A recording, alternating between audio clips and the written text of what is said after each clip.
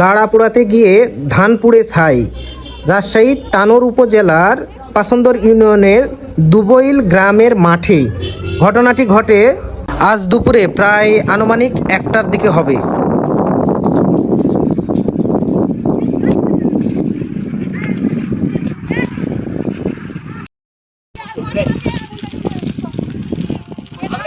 আমরা ওখানে ছিলাম কিন্তু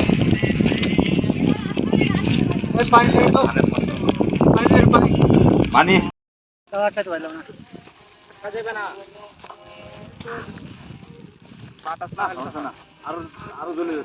জ্বলে হটালেই জ্বলে যাবে।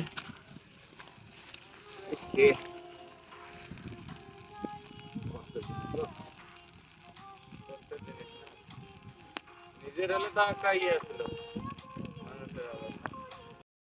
কপালে থাকলে কিছু করার নাই। আরে এগুলো তো আরো বিক্রি করবেন না, এগুলো